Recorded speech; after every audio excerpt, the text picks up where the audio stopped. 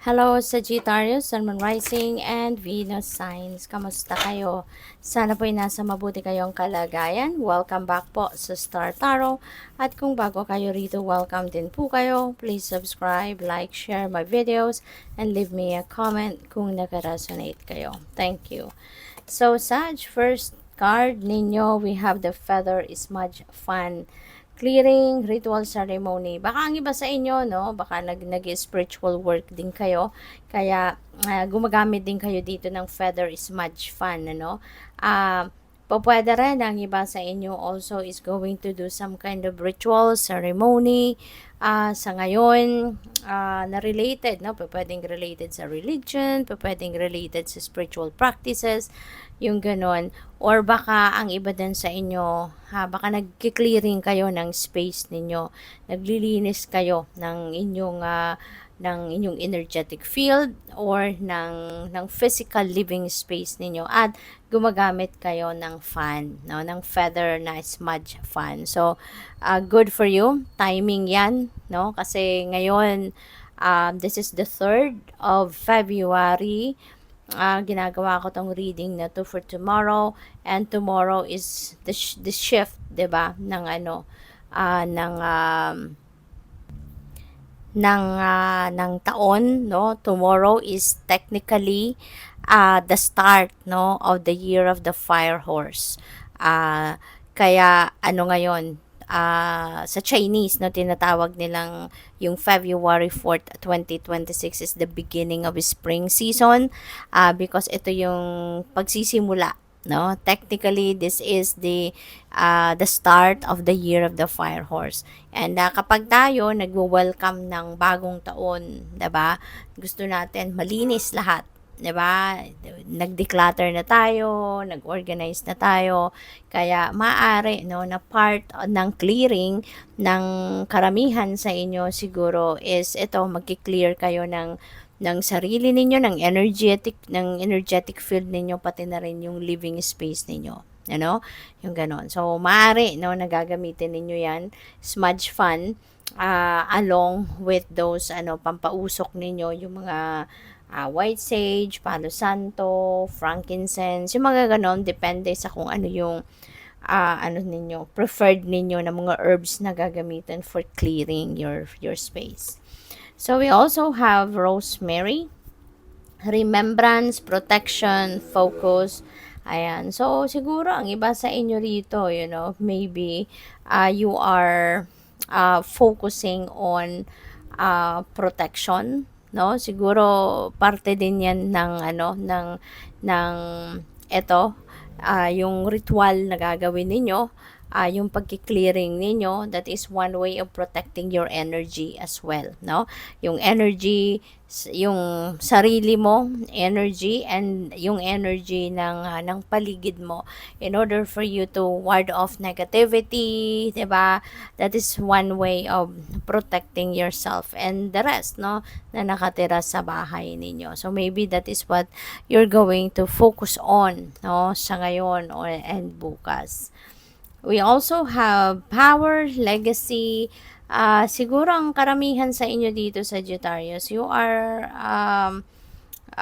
coming back, no, to your power. Maaring ang iba sa inyo, if you have given your personal power sa ibang tao in the past, kasi sa sobrang bait ninyo, baka merong mga taong sila na yung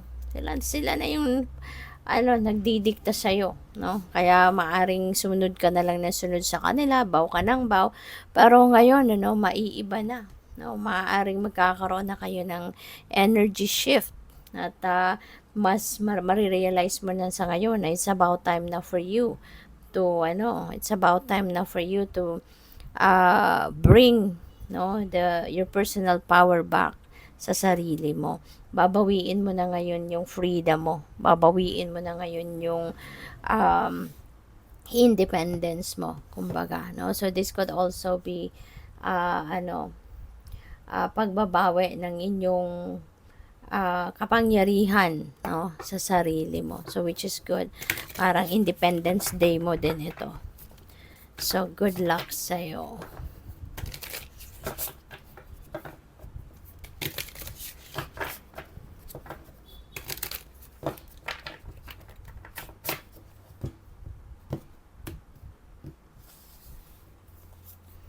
So, we have the Knight of Voices. Change is coming talaga. No? Marami ang pwedeng parating na pagbabago sa buhay ninyo at iba-iba yan, depende sa inyong sitwasyon. But change is definitely coming your way. At magmamadali ka rito. Parang there is a rush for you na i-implement na kung ano man ang mga changes na to. So, kung yung mensaheng ito nagre-resonate sa inyo, then kayo lang ang tanging nakakaalam talaga niyan kung anong parte ng sarili ninyo or ng buhay ninyo ang babaguhin mo. We have Hanged Muse and maaaring nagkaroon kayo ng desisyon, no, na baguhin ang ibang parte ng buhay ninyo or mga pangyayari sa buhay ninyo because nagkaroon na kayo ng time para kayo ay makapag-reflect, nakapag-contemplate, nakapag-introspection na kayo. Kaya ngayon, mas ano ka na, mas may direction ka na kung ano yung gagawin mo, kung saan ka patungo, no? Which path you are going to tread sa ngayon. Kaya nga meron kang i-adapt na mga pagbabago.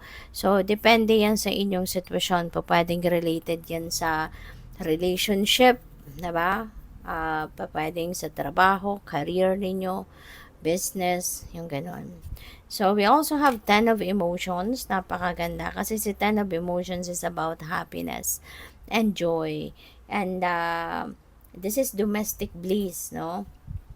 Na mararanasan ninyo. Maaaring sa ngayon, magkakaroon talaga kayo ng isang masayang pamilya, buong pamilya, maaring sa ngayon lahat ng pangangailangan ninyo or at least no yung mga basic needs ninyo, yung mga even wants ninyo, hindi lang sa inyo kundi pati yung mga kapamilya mo, maaring nandiyan na napuprovide mo na yan, maaring nabibigay mo na yan sa kanila. Kaya this is really a beautiful time in your life, na siguro sa lahat, 'di ba, ng pagsisikap mo na nakuha mong i-provide, no, sa pamilya mo kung ano yung kailangan nila at kung ano yung mga gusto nila at kung ano yung makakapagpasaya sa kanila, 'di ba?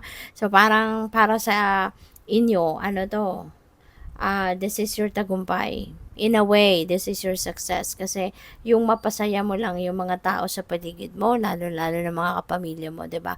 Ang laking bagay nun, no? Kaya this is happy family, no, that you're going to enjoy sa ngayon. Kaya good luck sa'yo and congrats. Kasi pwedeng meron na din ditong contentment, fulfillment, satisfaction na mararamdaman kayo. No, hindi lang ikaw, kundi pati yung pamilya mo. So, good luck. Thank you for watching. Love and light. Namaste.